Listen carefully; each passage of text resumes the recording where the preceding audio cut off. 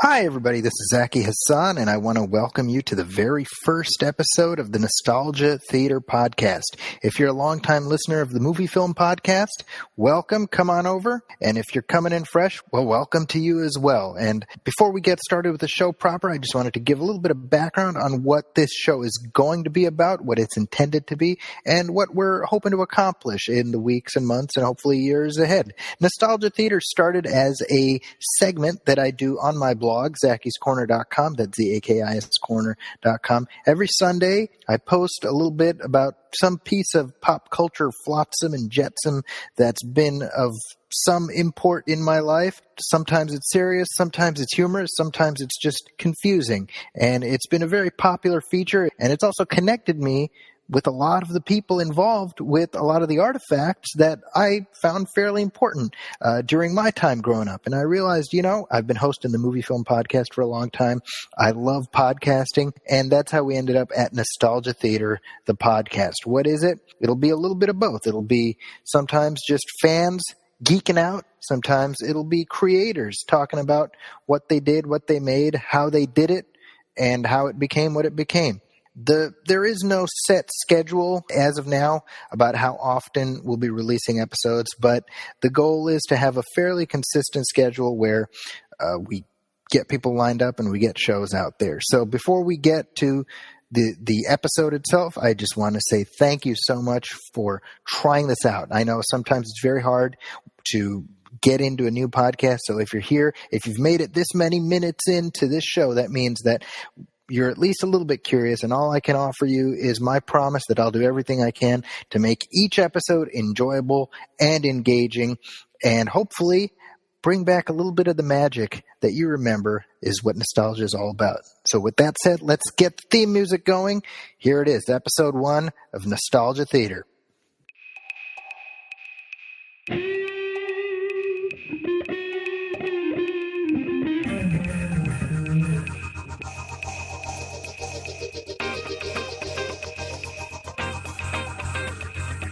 Zaki Hassan is your host on this most epic journey through pop culture's past. Hold on to your butts. This is Nostalgia Theater. Brought to you by the Movie Film Podcast.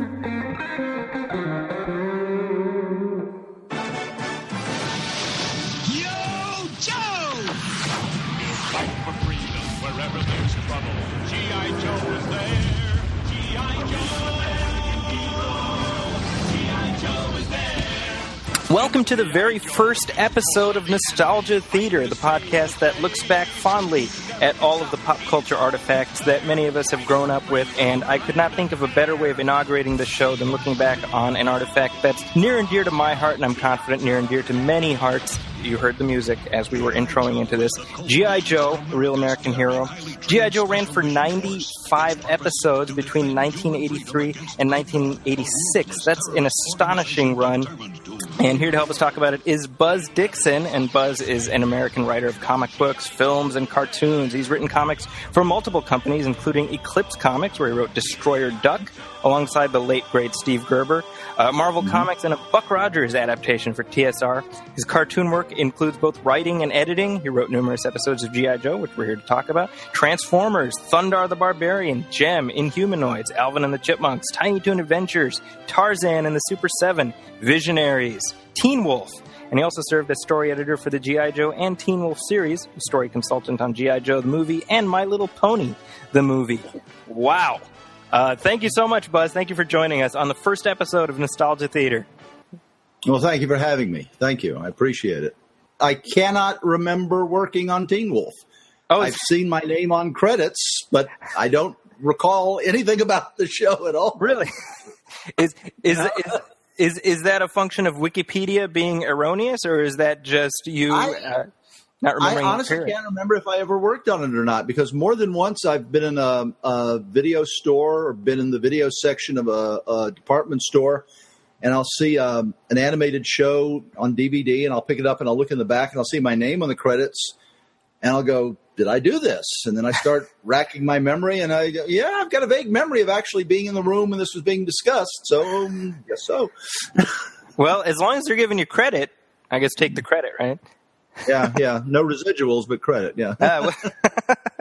Well, now, just a quick glance at your list of credits on IMDb. I mean, it's as long as my arm, and it's this fountain of cartoon shows that certainly people from my generation grew up with and have a lot of good memories of. So, how do you end up at G.I. Joe? Were you there? Were you present at the birth, or were you brought in sort of after the development work had already been laid out? I was among the afterbirth, you might say. Okay. I was actually, to continue the analogy, I was like standing at the bedside watching the conception going on. Okay. When I was at Ruby Spears, well, first off, before I even got to Ruby Spears, I had developed a reputation as the giant robot guy because I had seen what at the time was called in the United States the Shogun Warriors, which was Mazinga and Grandizer, and I can't remember the other one. But they had brought in these Japanese giant robot toys and were selling them, promoting them heavily. And I became aware of the giant robot animes and manga and whatnot. And I was just telling everybody, you've got to develop a giant robot show. There's this enormous market here, and all you got to do is tap into it, and you'll be first in line, and you'll do really well. And nobody listened to me. They just kept blowing me off and, ignoring me and whatnot. So I was at Ruby Spears, and I had tried a couple of times to convince them to try to do a giant robot show, and they weren't interested. The best I could do would be work a giant robot into an occasional episode of like Thundar or something like that, or some other show. And the guys from Hasbro came by to see Joe Ruby, and they said, we're going to be importing these Japanese toys, these transforming toys that go from, robots into vehicles and vehicles into robots. And we want to build a show on it, and we want to have somebody do the animation. And if you're willing to be our production company, we will share, the profits with you. Okay.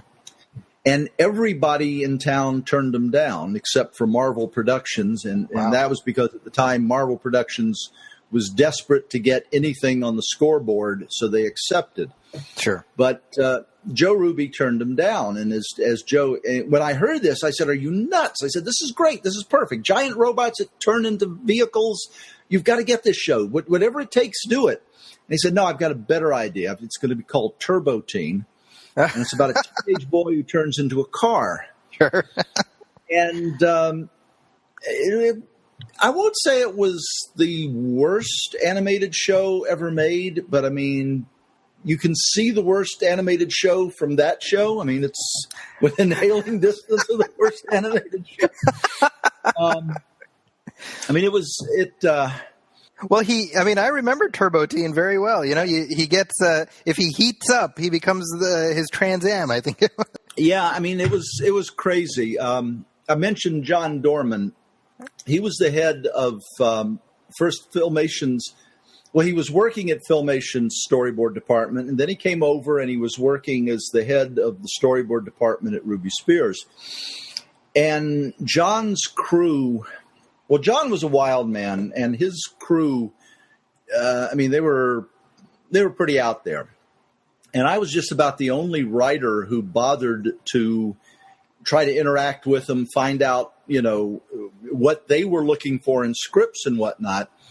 And as a result, they liked me because I at least made an effort to find out what was easy for them to storyboard. Gotcha. And to write stuff that they could read the script and they could visualize it. Aha, okay, so we do it this way. I went over to see him one time, John.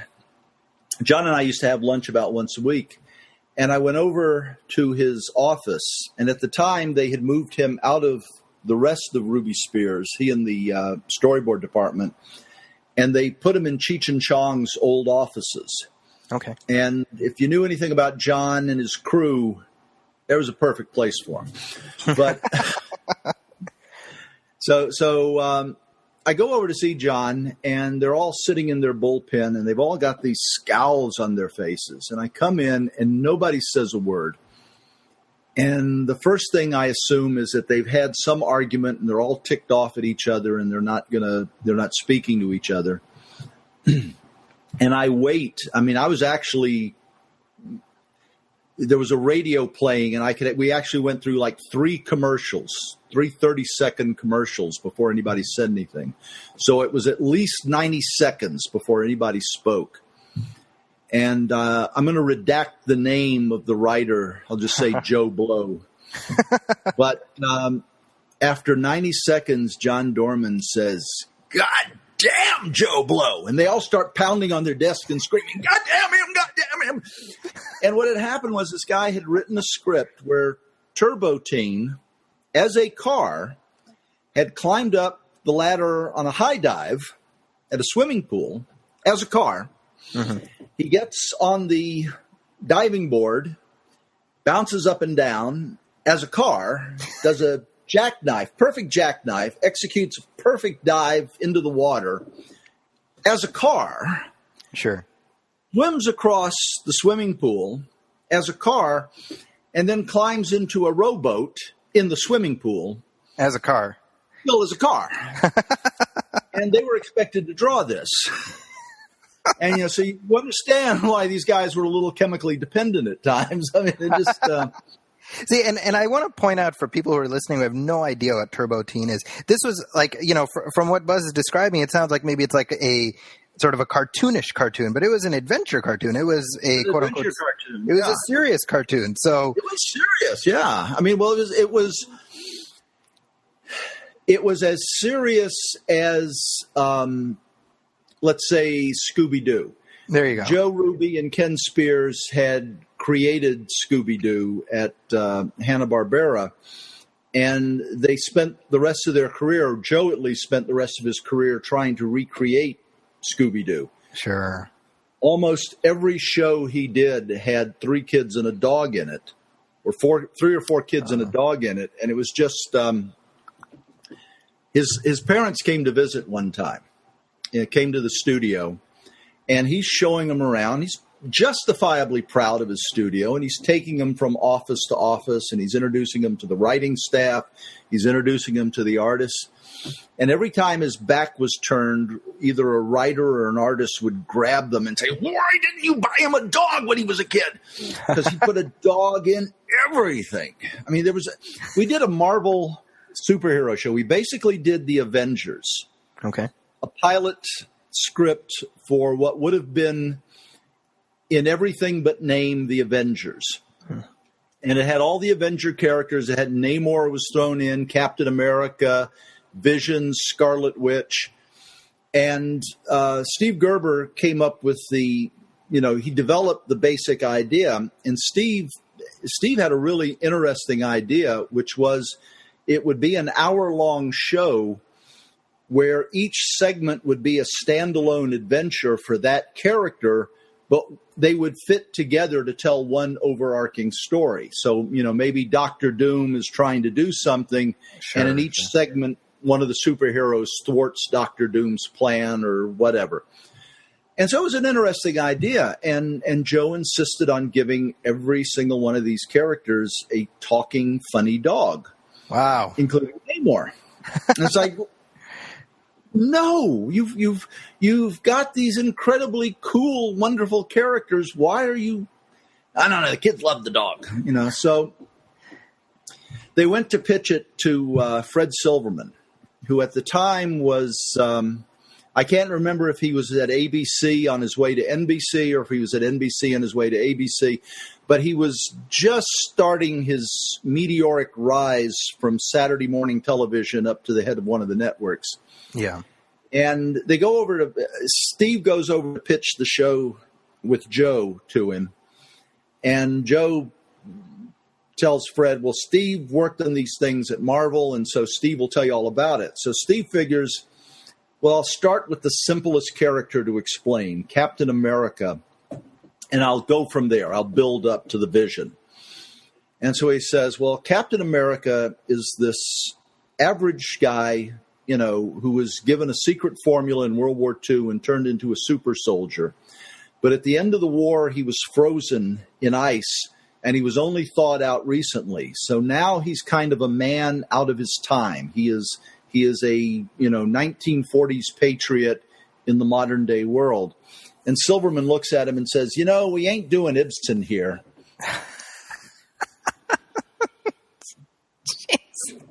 Oh, you're breaking my heart. Oh, yeah. Oh, trust me. Well, anyway, so that was the reason that Marvel Productions came into existence, was that they kept licensing their characters to other people. And if they were lucky, they got a Spider-Man show. And if they weren't lucky, they had some terrible thing like the Marvel Dog and Superhero show. Sure.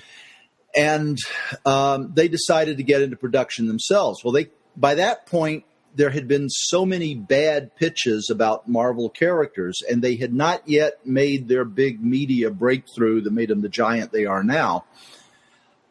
Nobody wanted to pick up any of their characters. Mm-hmm. And so when Hasbro came and said, would you be interested in doing the show? They said, sure. And that's what led to Transformers. So the Transformers series got started, and then almost on its heels, they started developing G.I. Joe. Right. And Steve Gerber,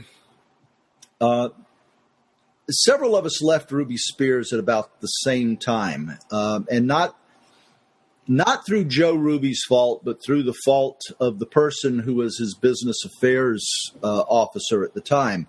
But basically, the business affairs officer came into the writer's den at one point and told us that, we weren't necessary, that Joe was the true creative genius, and we were just there to execute Joe's ideas.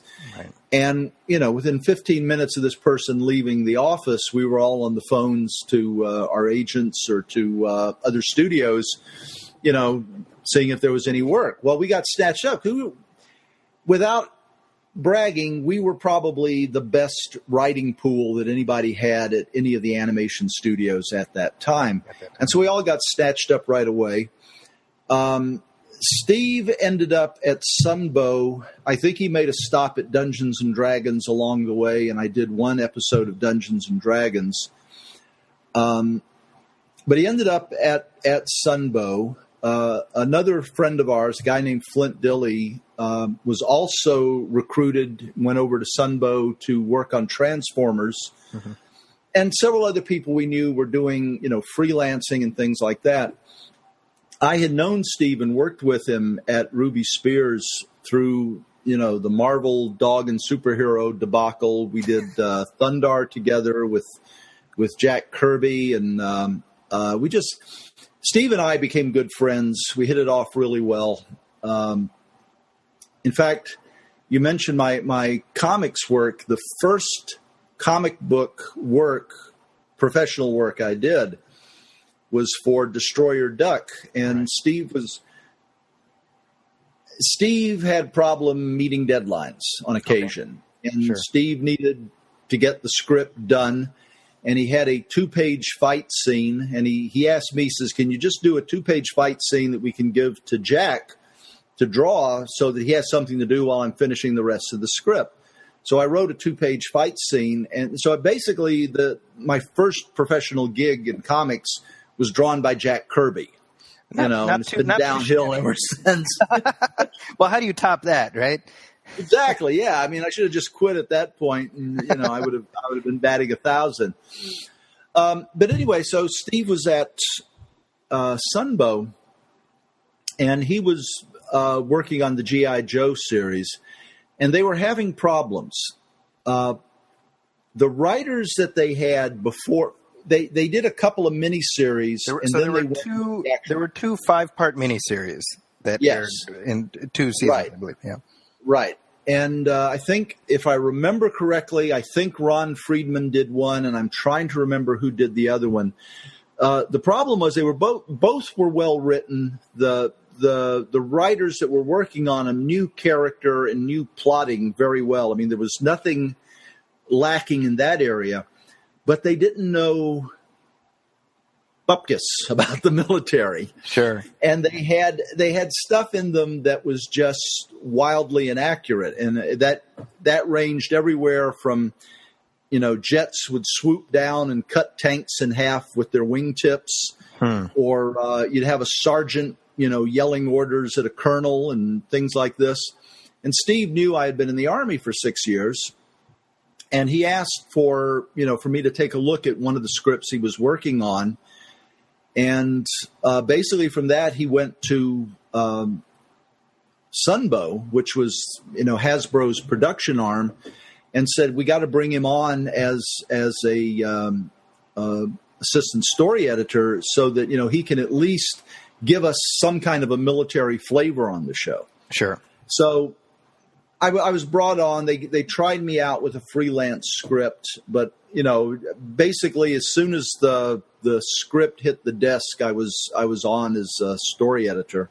Now this is the show has begun its syndicated run. It's a regular series now at this point. Well, they've had their 2 5-part miniseries. They are now doing their regular weekly series. Gotcha. Okay. And they were doing the production on the regular weekly series.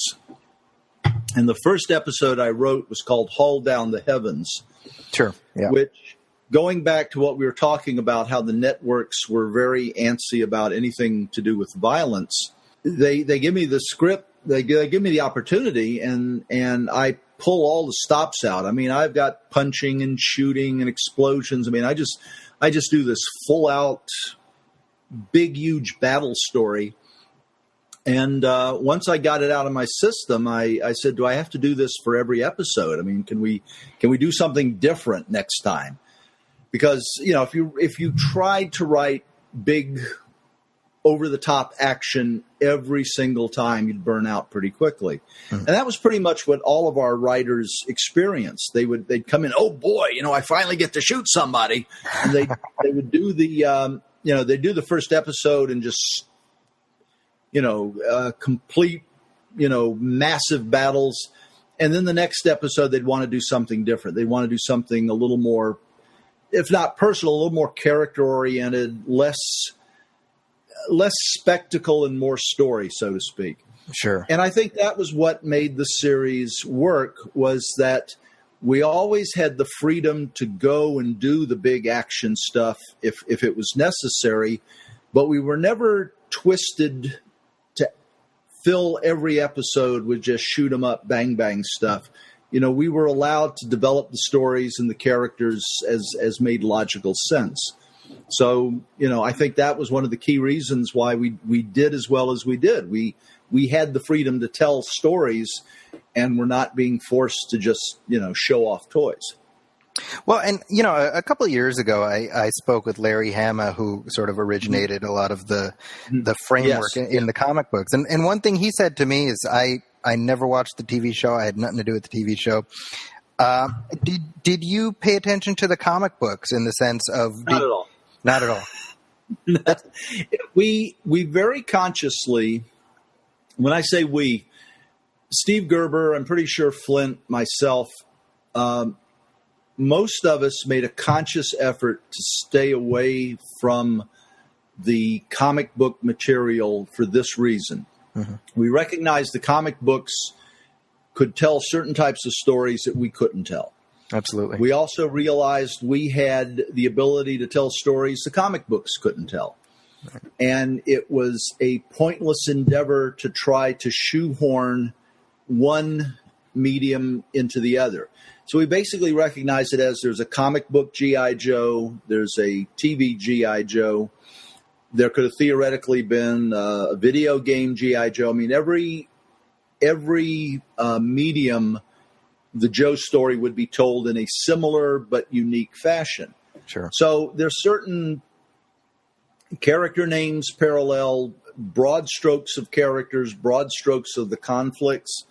But Larry, I know, was much more concerned with the realism of the show, the realism of the series, insofar as Cobra, as described in the comics and in the TV show, could not exist unless A, they had a superpower backing them up, or B, they had nuclear weapons.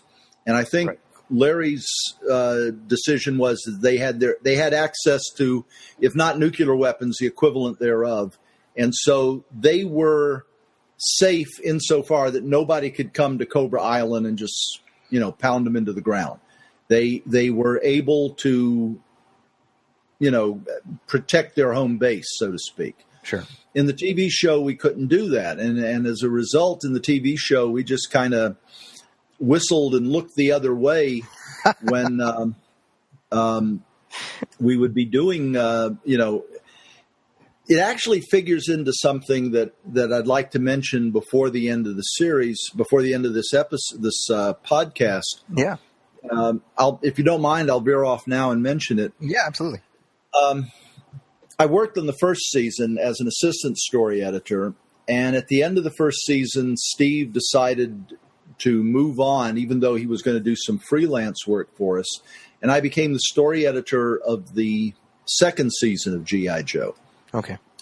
And what I wanted to do was an episode that kind of explained the origins of Cobra for the TV show. I know Larry has his version of how Cobra originated. My version was going to be the idea that I pitched to Hasbro and Hasbro accepted was going to be called The Most Dangerous Man in the World. Uh-huh. And the premise was that Cobra has this secret unknown prisoner that they've been, kept locked up for decades, deep in the bowels of the Terrordrome. And the guy finally manages to escape. And when he escapes, Cobra ceases all worldwide activity and immediately begins a search for this guy. They're trying to recover him. And the Joes realize the Joes have no idea who this guy is, but they just think to themselves, if Cobra wants him that bad, we've got to get to him first. So they're trying, number one, to find out who he is, and number two, find him before Cobra does. Well, it turns out he's like the Karl Marx, the Friedrich Nietzsche, the Ayn Rand of Cobra. He is the guy who created the operating philosophy, basically, of Cobra. But Cobra Commander has taken it and twisted it and perverted it and basically is doing exactly the opposite of what he had come up with. Mm-hmm. And to keep him from blowing the whistle on Cobra Commander and exposing him for what, for ruining the whole grand scheme behind Cobra, Cobra Commander has had him locked up all this time. And when he finally escapes, Cobra Commander has to recapture him to keep him from, exposing him as being a fraud and a fake. And in the story, the Joes get to him and they find out that he's really an obnoxious, unlikable guy. Nobody can put up with him. And he escapes from the Joes at the end of the story. And the Joes just basically go, let him go. If he's out there and he's causing trouble for Cobra, better for us. So, but it was going to explain, this was the origins of Cobra, that in my mind, it would explain why you have these guys who are so fanatical that they will continuously throw themselves into situations leading up to almost certain defeat. Right. And that's because they were fighting for something. They are not a mercenary army. Sure. They are an army that has a goal, that has an objective that they think ideology. Is worth. Exactly, an ideology. So that was my intent. I write up the premise, I write up the outline, I send it to Hasbro, and Hasbro said, "This is great. We love it. Can't wait for you to do it. Just make sure that there's something for the Cobra Emperor to do." And I say, "The who?" And they say, "The Cobra Emperor." And I said, "Well, who's the Cobra Emperor?" And they said, "Well, he's the guy above Cobra Commander." And I said, "No, he isn't." And I said, "If you had told us last year, hint that there may be somebody above Cobra Commander, we could have dropped hints, and that way we could bring this guy in, and people would go, oh, that's what that was in reference to." But no, you told us Cobra Commander was the supreme commander. So we wrote all of our stories around that idea that there was nobody above Cobra Commander. And they said, "Yeah, that is kind of a problem." Says, "Well, what do you suggest we do?" And I said, "Well, we got to come up with a way to introduce him as a character." So they said, "Develop a couple of ideas for us, and we'll pick the one we like. Now, this is a warning to all writers, artists, creative people out there. If a producer or a production company or a publisher says, come up with a couple of ideas, don't. Just come up with the idea you want to do, because if they could come up with ideas on their own, they wouldn't be hiring you. Okay? Right. So come up with your own idea and present it to them. Don't give them a choice. So, I think to myself, well, what are the two ways that we could introduce this character? One is he's always been there, but some shadowy background figure that we didn't know about. In other words, there's some secret organization behind Cobra. Or the one that I wanted to do, the one that I liked, everybody in Cobra is so ticked off at Cobra Commander's blundering that they decide to create a new leader, and that would be the Cobra Emperor. He was originally called the Cobra Emperor when we were working on it. And so I pitched the idea where they, became the miniseries Arise, Serpentor, Arise, where they go out and they get the DNA of all these ancient generals and warriors. And that kicked off the second season of the show. That kicked off the second season. That was not intended to kick off the second season, but when we had to introduce Serpentor, they kind of backed into doing another miniseries to start the second season. Gotcha. They had not planned to do it. They had just planned to go into individual episodes. We had already done, I think at that point, we had already done the first week's worth of episodes script-wise. And so we had to go back and for the second season. Yeah, we had to go back and we had to stick in Serpentor in little just cutaway scenes here and there just so that he would stay alive as a character. So if you watch the DVDs, the 5 episodes immediately after Arise, Serpentor, Arise, he's just injected in there wherever we could find a place to stick him in. Sometimes he would replace another character's dialogue. Sometimes he's just standing there and saying, yes, this I command, and, it doesn't really contribute much to the story. But anyway, they come up with Cobra Commander, and then they wanted to call him King Cobra for a while. And I'm going, yes, please call him King Cobra, because I knew King Cobra was a malt liquor. Okay, it was a popular brand of malt liquor in the United States. And I'm going, yeah, I want so badly for this show, the leader to be the name of a malt liquor. But then their legal department figured that out, and they said, oh, we can't call him King Cobra. So he became Serpentor. So my first idea, I submit both ideas to him, and Hasbro calls me up and says, we love your idea, and says, do it. And I said, well, which one? And they said, both of them. And I said, well, they kind of contradict one another. And they said, well, do the miniseries, do one for the miniseries, and then the other one, we'll do it for the movie. Now, the G.I. Joe movie was in development at that time, but they were having problems with it. Okay. And they decided to get rid of the script that they originally had. And I think they kept 1 or 2 characters. I think they kept Nemesis Enforcer. And then they just started with scratch, and they used the idea of Cobra Law. Okay. Now, I always do this. I apologize very sincerely for the name Cobra Law. Because when I was writing this thing up, I was trying to figure out, well, where do these guys come from? And I just pretty much picked the Himalayas out of a hat. I mean, I forget exactly why. I think there had been, fairly recently, there had been a lost civilization in Antarctica story, and there had been a James Bond movie with the underwater city or something like that. So I said, well, I got to come up with something that hasn't been used recently. Okay, the Himalayas. They're located in the Himalayas. And I called it Cobra Law, thinking, surely nobody will name the thing after the single most famous lost civilization in literature, Shangri-La. So just a placeholder name. Yeah, placeholder name. Certainly somebody's going to look at that and go, oh, we can't call it that. We'll call it something else. And I just called it that to have a frame of reference. Well, they fell in love with it. Wow. And when they fell in love with it, I'm going, no, you can't do that. You can't do it. And they didn't want to hear. They didn't want to listen. They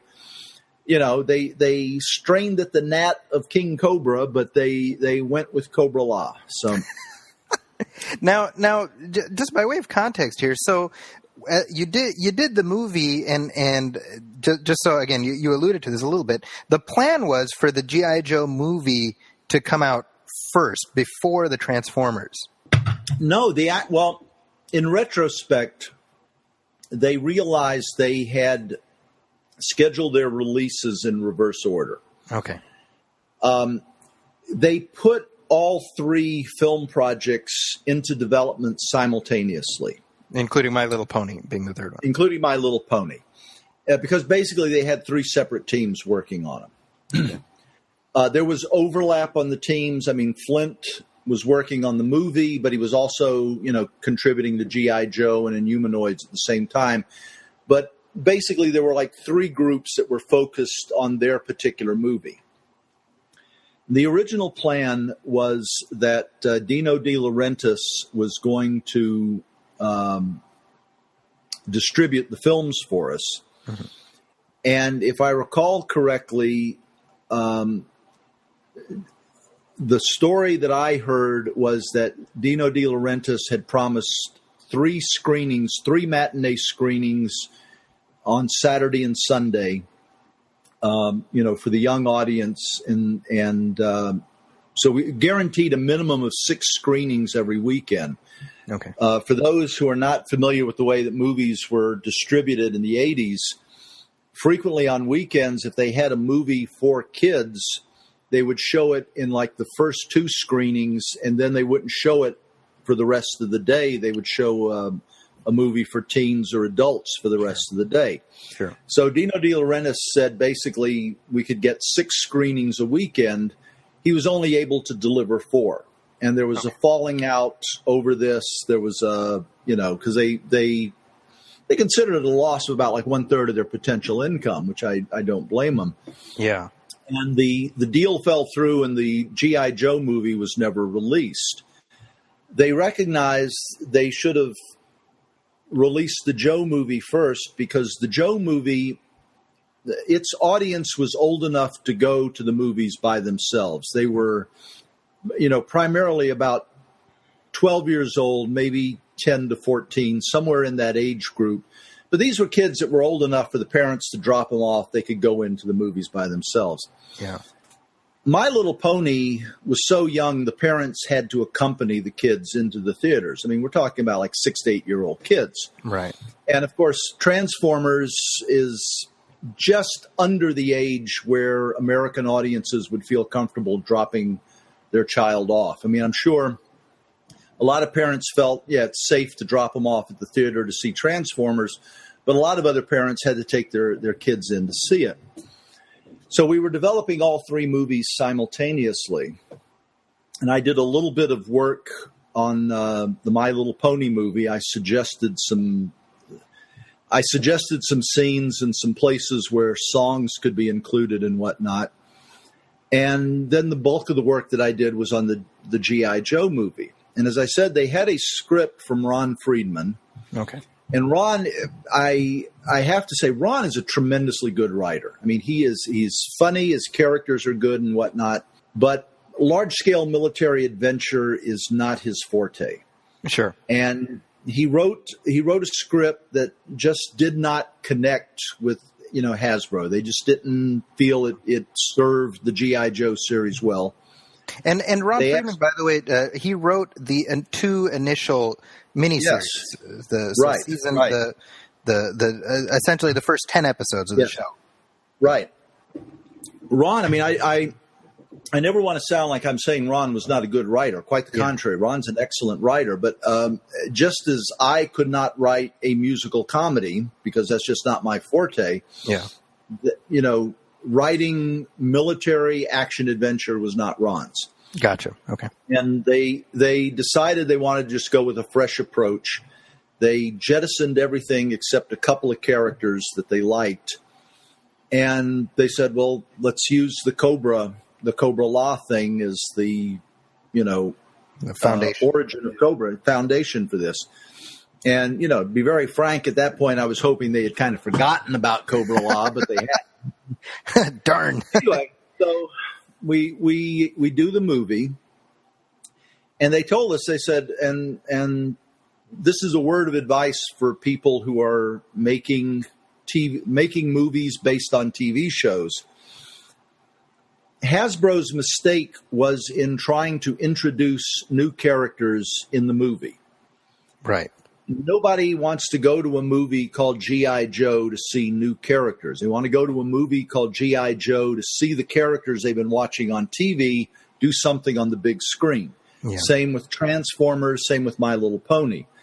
One of the things that worked against those two movies was that they also tried to introduce brand new characters at a time when, their audiences wanted to see the characters they were familiar with. If you wanted to introduce new characters, you introduce them in the course of the TV season. You don't create a movie that introduces them. So Hasbro said, well, we're introducing this all these new characters, and we're going to be phasing a lot of the old characters out of the storyline. And I said, well, this is a great opportunity to kill somebody off. And I said, we've been doing the military adventure show. You've not let us kill anybody in the course of the show. And I understand that. I could understand their reasoning. But I said, this is a movie. It's bigger, it's more important. And if you're going to get rid of a character like Duke, let's let him die heroically. Let him die in a way that means something to the story.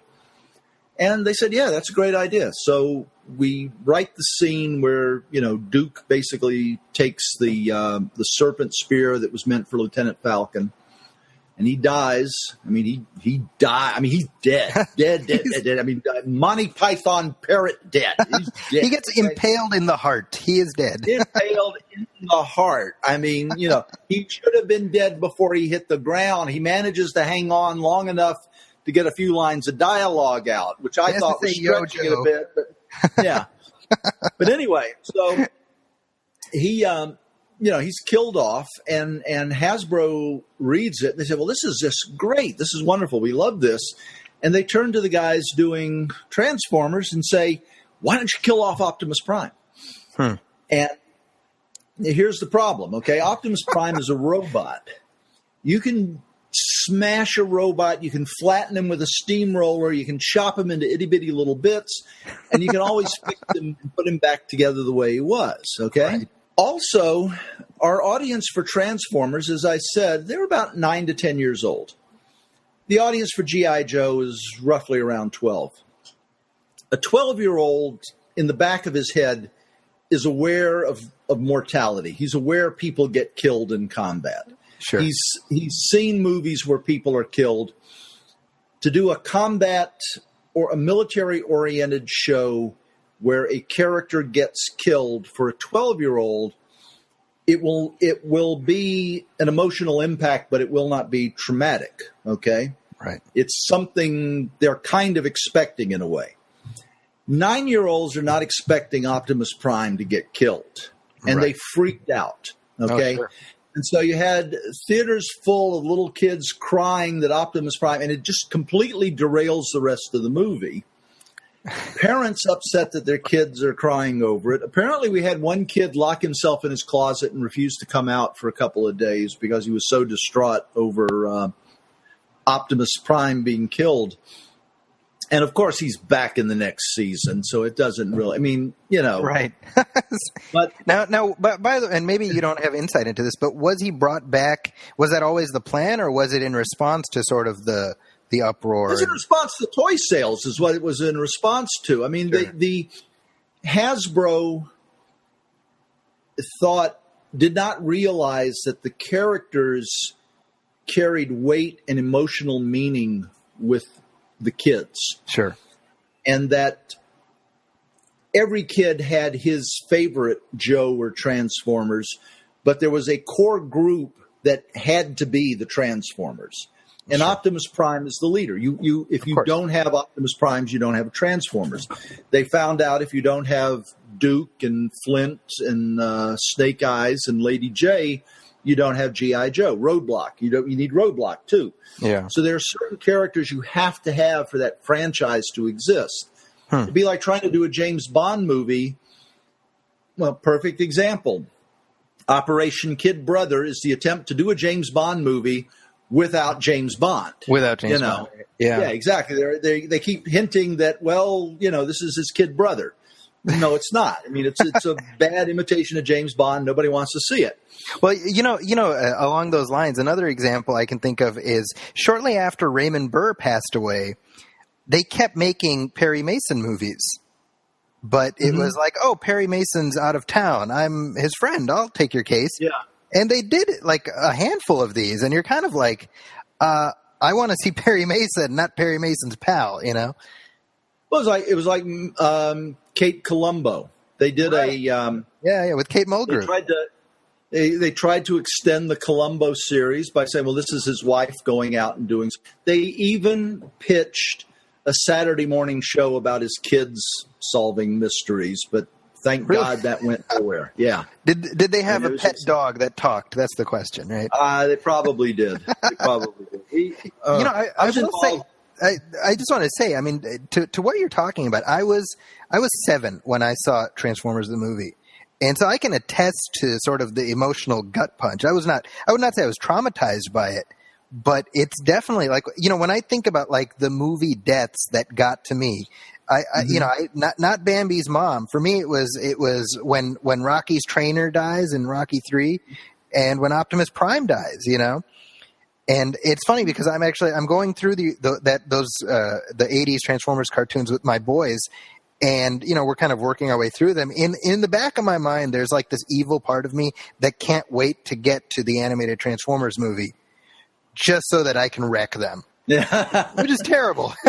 Yeah, it was Old Yeller for me. I mean, I don't know if you remember the Disney movie, but there was Old Yeller. I mean, you watch that and you get to the end. No, don't let Old Yeller die.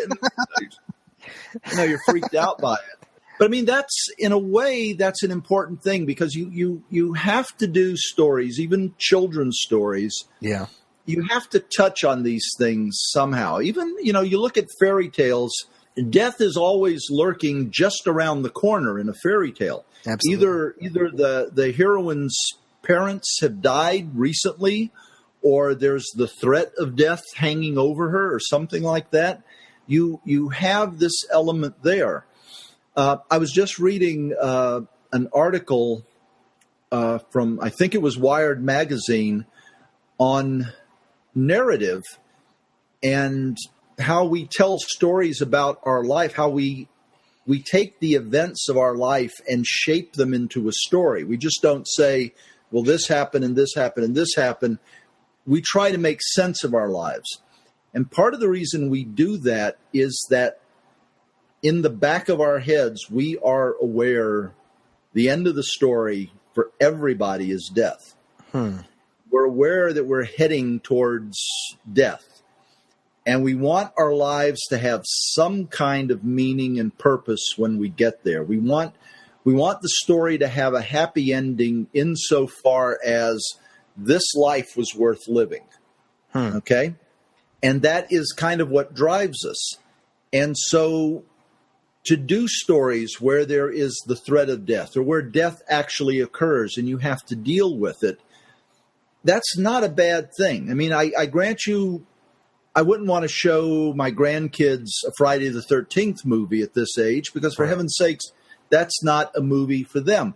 Right. Mulan, where you've got these big Mongols threatening to kill the heroine, I'd have no problem letting them watch Mulan because that's a context that they can understand and accept. Absolutely. Anyway, so we traumatized all these poor kids, you included. And Hasbro freaked and they said, well, we've got to change the dialogue so that Duke doesn't die. And I argued with them and I said, this is the one time it makes sense. Let it happen. Yeah. And they refused to do it. And they should thank me because by keeping Duke alive, they end up keeping him as part of the storyline, the product line and whatnot. So, It probably ended up making money for him. But as I said, we tried to introduce, I think, about a dozen brand new characters at the expense of older established characters. If you have your stopwatch and you watch the G.I. Joe movie, Major Blood is in it for exactly 1.8 seconds, I believe. And that's the intro. Zooms by. Yeah, exactly. As I went, no. Major Blood is some kid's favorite. Sure. There's going to be a bunch of kids in the audience who are there just to see Major Blood do something, and just zip, that doesn't cut it. But they introduced these new characters. Everybody gave it the best shot they could. Sure. I accept certain responsibility for some of the things that I heard in the recording session that I realized that isn't working, and I tried to explain to Hasbro, please let us change this dialogue. Let us do something else, because this line clearly is not going to work the way it was envisioned to work. Mm-hmm. And no, we're just going with it. And they went with it. So by the time the movie was finally assembled, the deal had already fallen through. We only had our official theatrical premiere this year in Hollywood.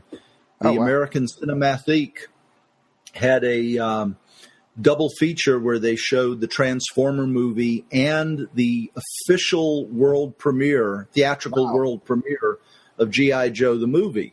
Well, better late than never. Better late than never.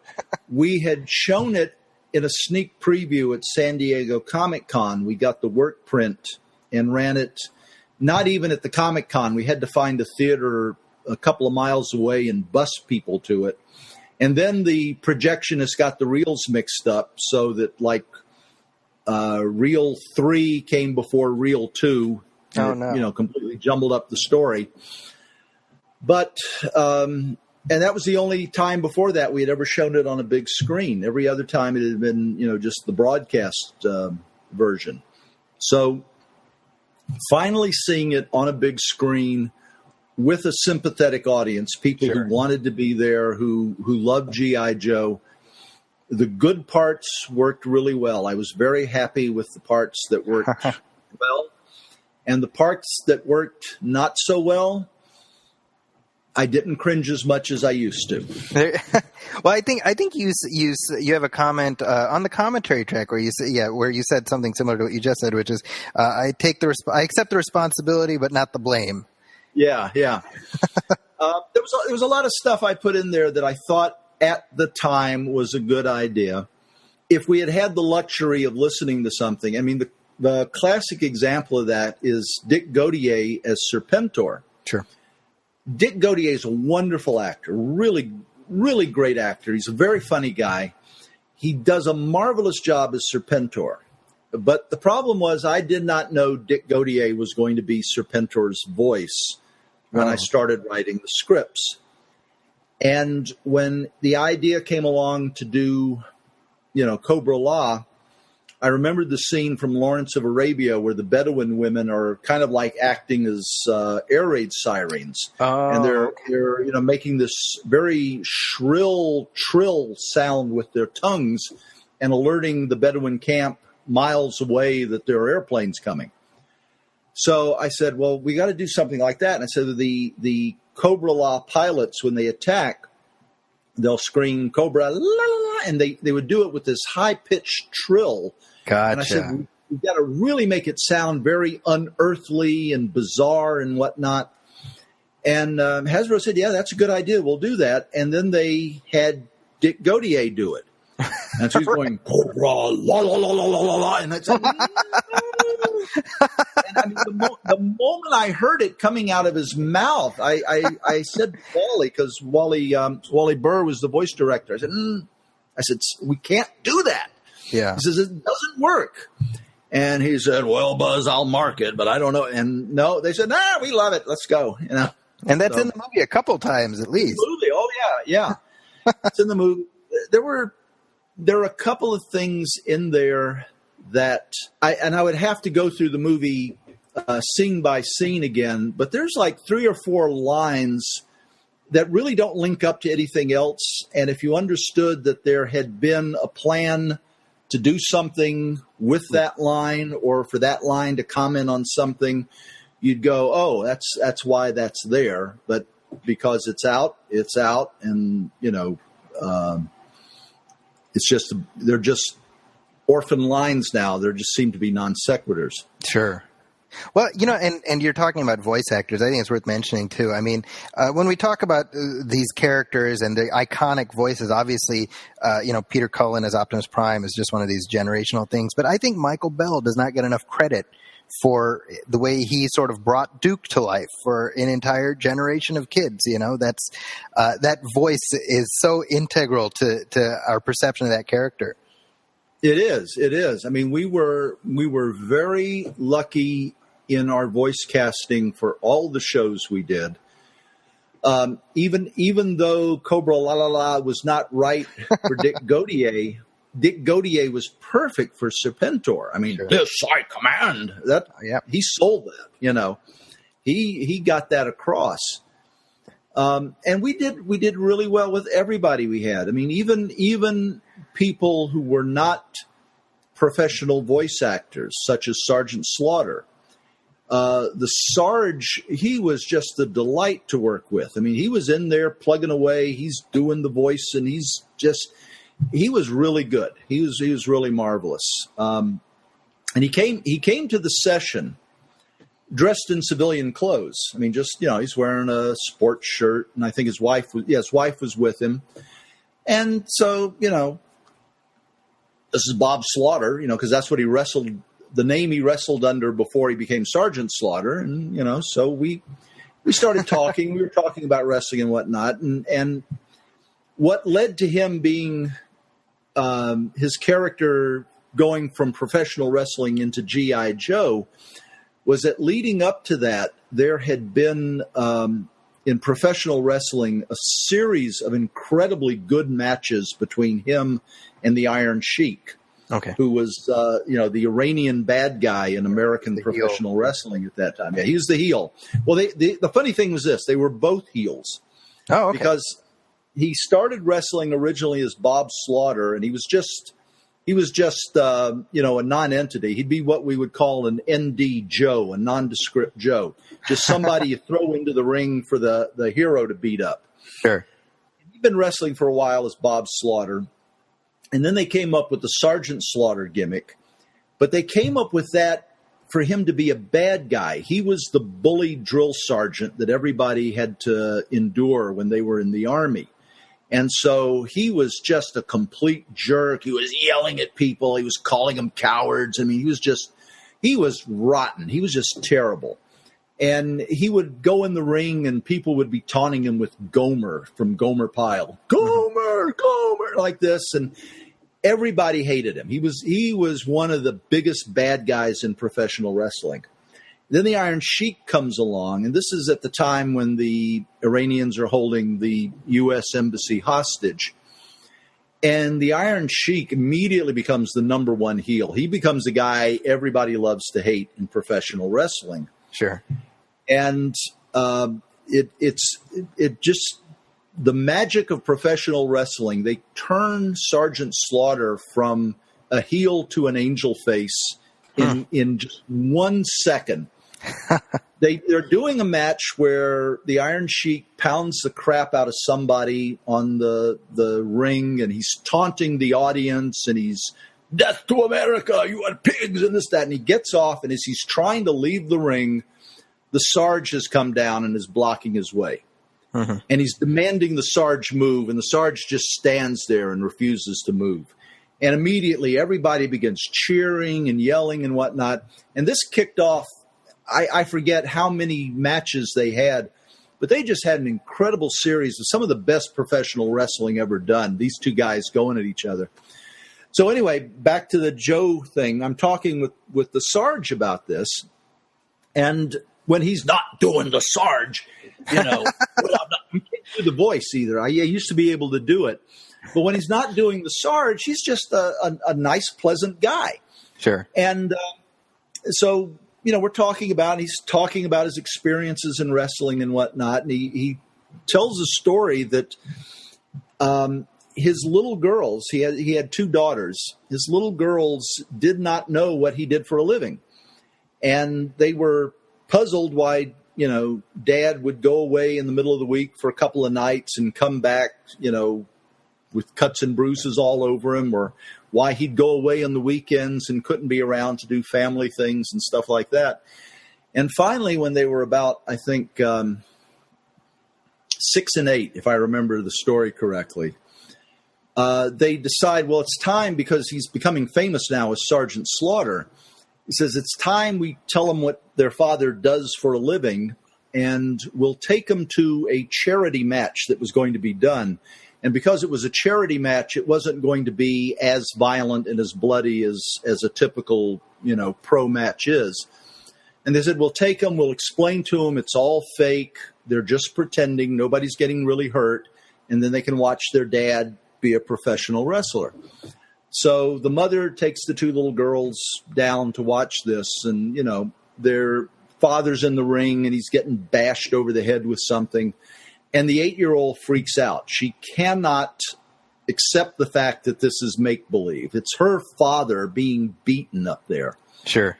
And she freaks out and she's starting to cry and go into hysterics. And so the mother grabs her to try to get her away. And the mother realizes she's about halfway down the aisle that she's left the 6-year-old behind. And she turns around and the 6-year-old is jumping up and down in her chair going, hit him again, Daddy, hit him again, hit him again. This is the target audience. Yeah. And, he did the voice, and he, as I said, he was in civilian clothes. And then they said, well, we want to have a photo session afterwards. And he goes in, he comes out 5 minutes later as the Sarge. And he goes from being just, an average guy, big but average guy, into this force of nature. Once the costume is on, once he's adopted the persona, I mean, he's an entirely different person. And it was just a great experience. Burgess Meredith was there, and we got to talk with Burgess Meredith. Speaking of Rocky's trainer. Yeah, exactly. Yeah. And at the lunch break, we're sitting down, we're having lunch, and I turned to him and I said, now, I apologize in advance, but I got to do this.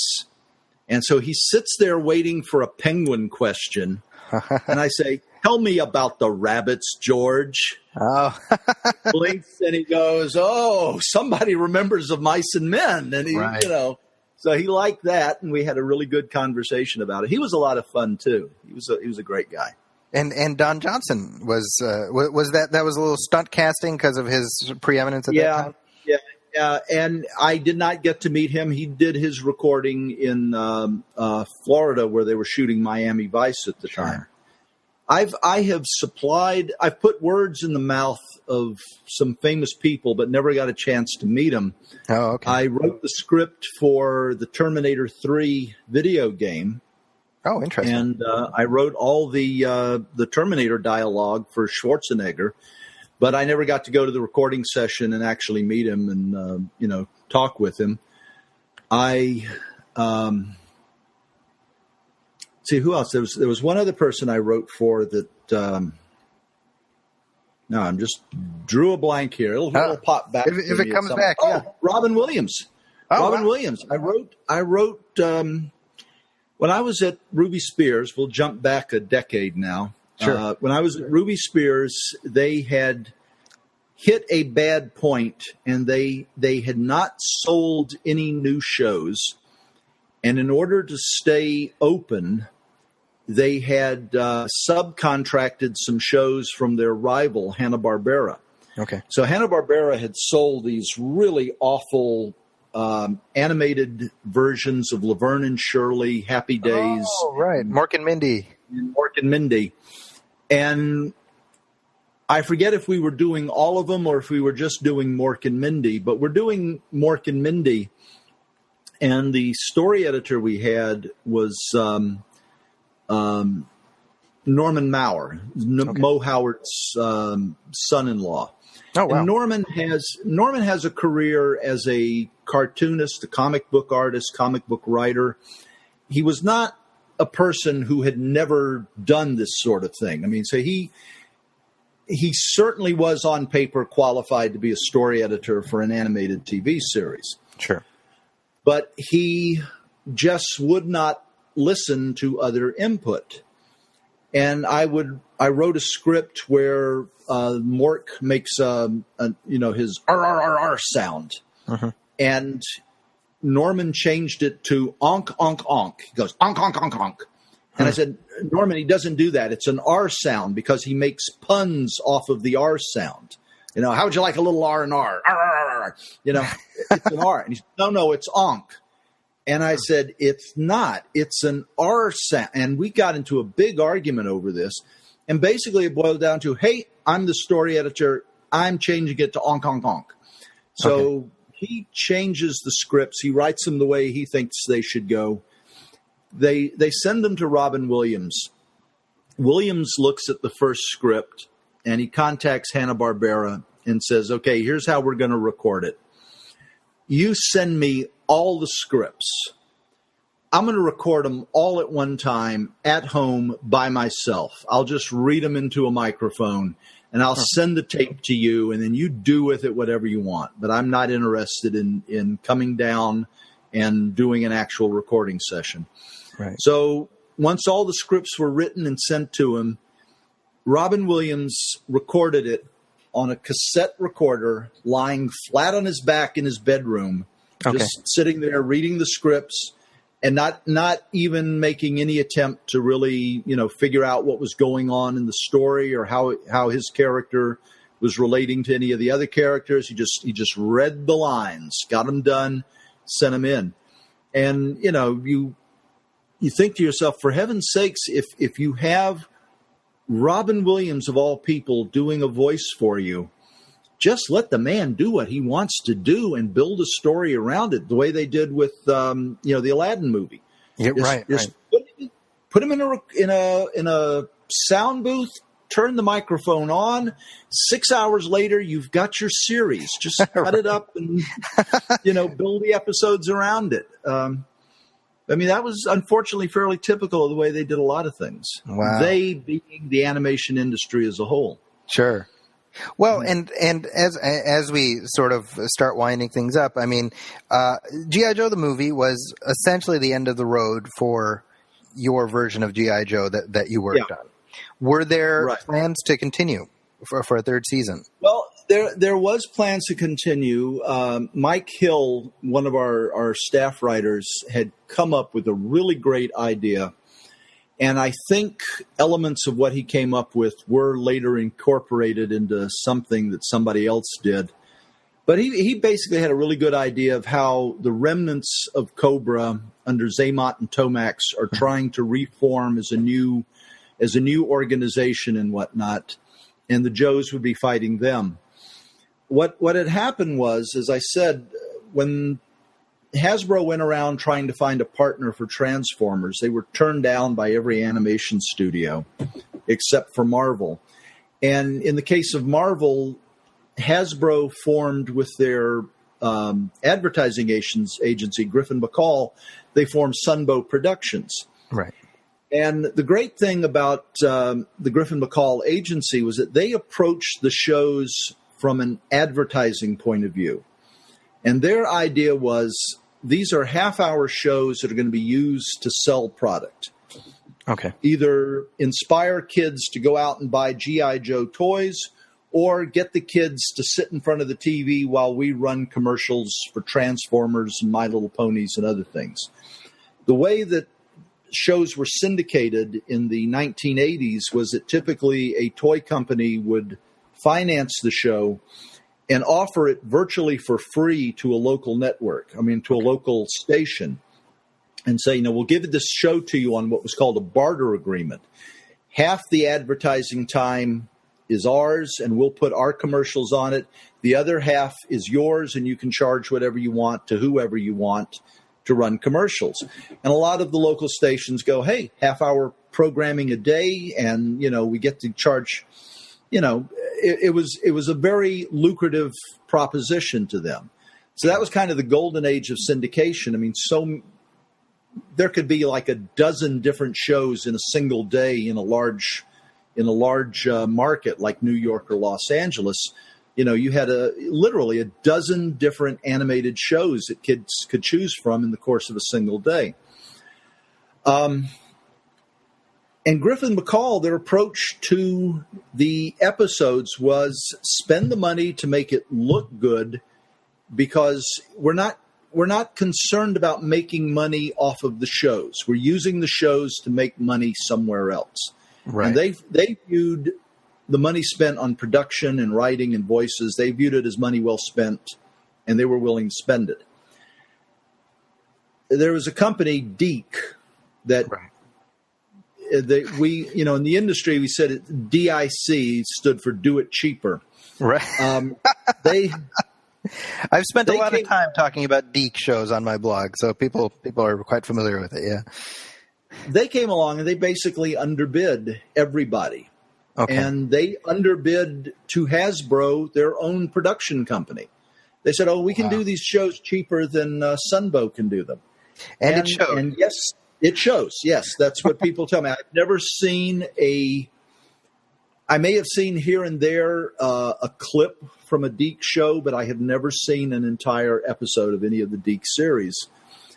And some of the people we worked with worked on the Deke show, and I don't begrudge them that. I mean, you do what you got to do to feed your family. Yeah. But, they approached me kind of circuitously and said, would you be interested in writing for the show? And I said, well, yeah, here's what I charge. And they said, that's too much. And I said, well, I'm not writing for the show. And, yeah. And that was that. I mean, I'm not going to take a pay cut to do a bad version of something that I did well for more money. Right. What's the logic there? Yeah. So they took it and they ran it into the ground. Hasbro came back over the next 5 to 10 years with a variety of attempts to relaunch G.I. Joe or reboot it with new characters.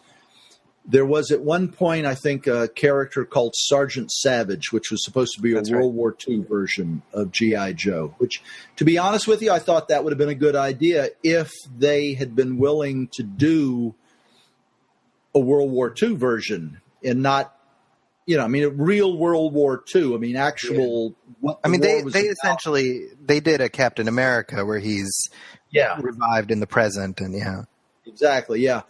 If it would have made, I think you could have done an interesting show about this is what a real war is really like, kids. Sure. This is a story about a real war.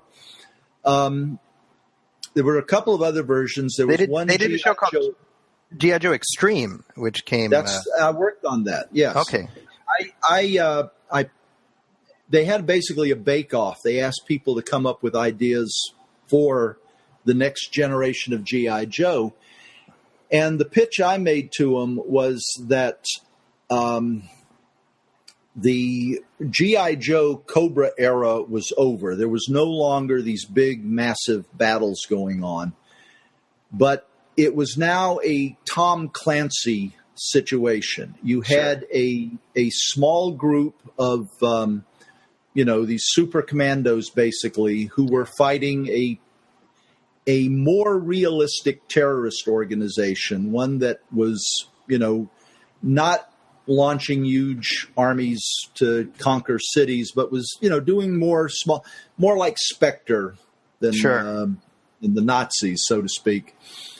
And I pitched that, and I said, and the twist I had was that the good guys in the pilot episode were going to, by the machinations of the bad guys who had infiltrated, positions of power in established governments, by their machinations, the G.I. Joe force is now the bad guys in the eyes of the world. The Joes are the outlaws. They're on the run, and they're trying to bring down the terrorist organization that's running things behind the scenes. And Hasbro liked that, and they put me, to work at it. I wrote the Bible. I wrote the pilot. And they unfortunately gave me a producer who did not understand what G.I. Joe was about. And I would write scripts and submit them, and she would say, "Oh, no, we can't do this. They won't accept that." And I said, "Trust me, I've worked with these people before. They will accept it. Just send the script in. Let them tell me they don't like it, and then I'll fix it. But don't you tell me what they will and will not accept." And she would insist, and she would refuse to send my scripts in until I changed them. And invariably, we'd change them to what she wanted. They'd go in, and they'd come back from Hasbro, "Well, why didn't you do this?" And they would suggest the very thing I had originally done. Gotcha. And we were butting heads so hard. And I had another job going on at the same time. And I just said to Hasbro, this isn't working out. Let's just, let her find somebody else who will execute the show her way. And Sure. she did. Well, so I mean, now we're coming up on 30 years since the G.I. Joe series ended, your G.I. Joe series, and I know for a fact that you still encounter people who have fond memories of it, who grew up with it. I mean, it remains a beloved artifact. And I mean, what do you attribute that to? You've had 3 decades to reflect on your connection to this immortal brand. I tell people that when I was a teenager and I first got involved in science fiction fandom, and I read about the classic EC Comics bullpen, and there was about 6 or 8 regular artists, 2 or 3 writers who did about 80% of all the work that was done in the classic EC Comics era, and before they segued into Mad Magazine. Okay. And it was just like one of the greatest and most creative periods in American comics. I mean, it's just incredible stuff. The horror comics, Tales from the Crypt, Vault of Horror, Weird Science Fantasy, Shock, which was their crime comics. Then they had their military adventure stuff. I mean, they just did an enormous amount of incredibly good work that is still good and resonant to this day. And it was just a great bullpen. It was just a bunch of guys that hung out and did stuff together and had great camaraderie. And I read about them, and I remember thinking to myself, I would love to be part of that someday, to be part of a group that does something really fun and creative, and it lasts and people remember it. Well, that's pretty much what I got, because everybody who worked on G.I. Joe was really gung-ho and enthusiastic about it. And not just G.I. Joe, but Transformers, even My Little Pony. I mean, Roger Slifer, and Roger unfortunately died earlier this year. Roger's the guy who created Lobo, and at the same time, he was the guy who shepherded most of the My Little Pony stories through. Oh. So you got this dichotomy, the guy that creates Lobo on the one hand and My Little Pony on the other. Right. And yet My Little Pony has resonated. You've got people to this day who love that show. Sure. We were just united by one common drive, and that was to do the best show we possibly could, especially since we had felt so constrained with the networks up to this point. And when we were finally given a chance to cut free and do something that we would like to do, and we had the luxury of, because the time crunch was so intense, we didn't have people nitpicking every single thing we did. I mean, Steve Gerber comes up with the Viper episode. Right. And the origin of the Viper episode was on Monday at lunch. He tells this corny joke about the Viper. The Viper is coming? The Viper is coming, yeah. And everybody laughs at it. And on Thursday, we absolutely positively need a completed script by Monday, or the production schedule is going to be off. There's the Viper. And that's how the Viper got written in like a single weekend, just to make sure that there was something for the animators to animate that week. Wow. So Well, and that episode has stayed with me all these years, so you did something right there. we were drawing on. I mean, I don't want to sound like I'm bragging here. Yeah. As I mentioned, I never got to college, but I read incessantly. I mean, I'm just insatiably curious about everything. And I have a fairly good broad knowledge. I mean, and I'm not saying this in a bragging sense, but several people have said, I really thought, you had been like a college grad or, you'd gotten an advanced degree or something just based on what you know. And there's this thing called a library, and you go there and you read the books in it, and the next thing you know, you're educated. But we had, on the other hand, Flint Dilley. I think Flint is just like a dissertation away from being a PhD. If he ever decides to go back to Berkeley and just do his dissertation, he'll have a PhD in classical history, if I remember correctly. He's certainly a trained rhetorician. I mean, he's literally a professionally trained rhetorician. Steve Gerber, very eclectic background. Christy Marks, Don Glut, who did a number of episodes for us. Don, in addition to being a comic book writer, in addition to being an animation writer, a best-selling novelist, a filmmaker, he is also perhaps the number one non-academic expert on dinosaurs in the world. I mean, he literally has written textbooks on paleontology. Wow. And he's written several of the most respected reference works on dinosaurs, both in popular culture and in the actual world of paleontology. So we had this enormous pool of people who were bright, who were well-read, who were drawing from a lot of different pools to put their stories together and tell stories. And on top of that, we were getting, for lack of a better word, we were getting outside influences coming in, because there were people who were never officially associated with Hasbro or Sunbow or the Sunbow Studios, never worked for us.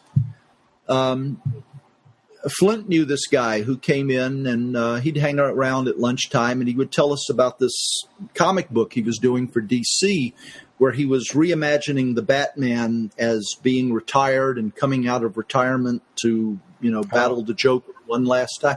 It's Frank Miller giving us the basics of the Dark Knight, like a year before the book hits the shelves. Wow. Well, you can't be sitting in the room with Frank Miller and kicking around ideas about Batman and what the Batman represents and how that works without going back to your typewriter and looking at Transformers and saying, well, what's the level beyond this?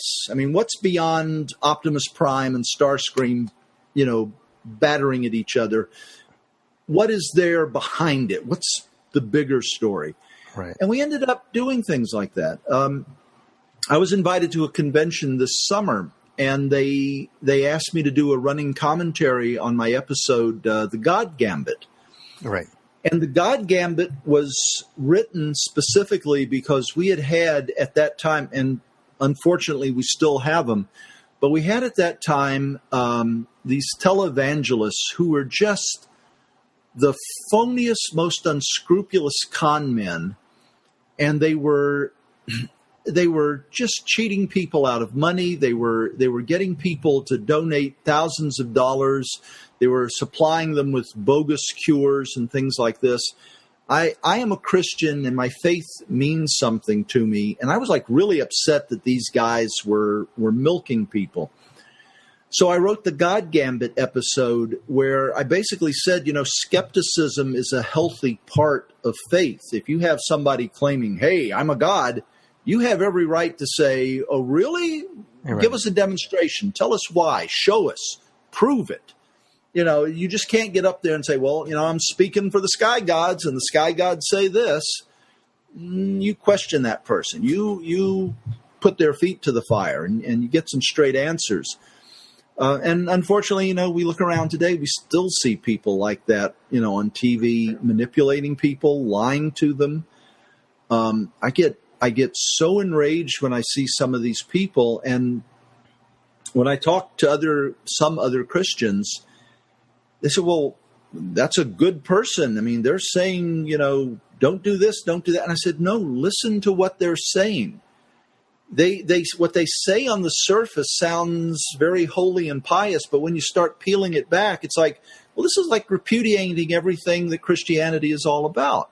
Right. I mean, when you get pastors condemning charity, people should work. If you don't work, that's never anywhere in the Bible. I mean, the only time that appears is when Paul is telling people who are already Christians, mm-hmm. Hey, if you're going to be one of us, you got to work at it. You can't just coast. But it's not keep other people who are starving and in want from having food. If you want to be part of us, you got to work at it. That's a different message than this other thing. But anyway, I don't want to get off of it. Invariably, people get their feelings hurt, and they look at me and say, "Well, you're not really a good Christian, are you?" And I say, "Well, I'm not the one who's going out and telling people to let poor people starve to death, am I? Well, I mean, honestly, Buzz, we could keep going for another hour. This has been such a fascinating conversation. I really, as I said up top, I knew that I wanted to debut this show by talking about one of my most cherished artifacts. So I'm grateful to have been talking to somebody who was there and who made it one of my most beloved artifacts. And, I grew up in Saudi Arabia, and we would come back to the States every year, and we would record episodes and then take them back there, and that's how I was able to watch it. Over there, I joke about this isn't true, but I'm like, oh, you know what G.I. Joe was called in Saudi Arabia? Cobra. And and I feel like I'm allowed to joke that way. I've got to say something here, okay? And I mean, it's going to get a little heavy here, and I apologize in advance. I have had, I won't say second thoughts, but I have turned over in my head, what is my responsibility and contribution to the world that we are in today? Because back in the mid-'80s, I was working on a show that every day told American kids, you're fighting the good fight against an evil terrorist organization that wants to take over the world. Mm-hmm. 5 days a week, 6 days if the show was rerun on Saturdays. And the young men and women who went off to the Gulf War and went off to the invasion of Iraq and Afghanistan, they grew up with G.I. Joe. I was at a Joe convention the year before, and I met active duty military personnel who told me G.I. Joe inspired them to a career in the military. And if you want to have a feeling of responsibility in your life, it's the realization that something you did inspired someone to put himself or herself in harm's way. And they're doing it because they are good, patriotic people. They're doing it because they believe they are defending their country. And I am hugely supportive of the troops and the personnel. I am very critical of the people who put them in harm's way. Sure. And I have, as I said, I have asked myself more than once, how much responsibility do I bear for what happened? I didn't create 9/11. I didn't march people off into Iraq, but I made it possible for people to understand very quickly the idea of, evil terrorist organization. I remember that from when I was a kid. And I'm not saying anybody literally confused Al-Qaeda with Cobra. Sure. But the idea that there's a group of baddies out there who are evil and everything they do is evil and none of their motives are virtuous. Yeah. It's all evil, evil, evil. And I'm not an apologist for Al-Qaeda, but I do say these people did not come out of a vacuum.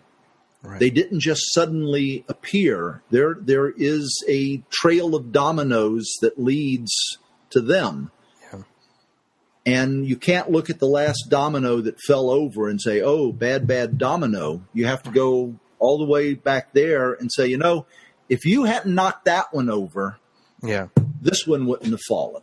Yeah. You have to acknowledge that. A friend of mine said that, he advised me, he said the best thing you can do is just say you inspired people to courage. And that's the only solace I can take, is that with our show, we inspired people to be courageous and, let it go at that. So. Well, and ultimately, as every episode of the show said, I think the onus is on all of us to be informed, because knowing is half the battle. That's true. Yeah.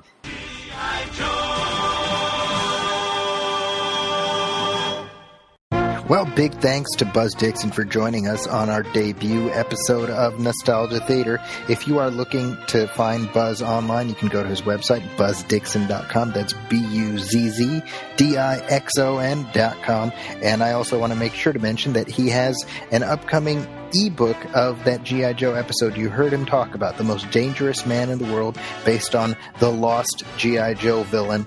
You can find that online very soon. I will be letting you know, and I'm sure Buzz will be back on this very show to talk that up, as well as a bunch of other stuff, including you heard him talk about Thundar the Barbarian. Can't wait to pick his brain about that. This has been the debut episode of our show, but what will make it work is if you spread the word. So we are on iTunes, we're on Stitcher. Please do me a favor and hit the subscribe button. Also, let us know how we're doing.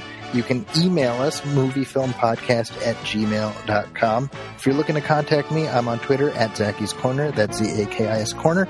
I'm also online. That's my website, zackyscorner.com. You can also see my movie reviews regularly at the Huffington Post, as well as various other venues. This has been our first episode, but I can assure you it's not our last.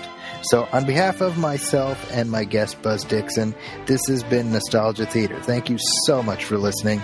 I will see you next time.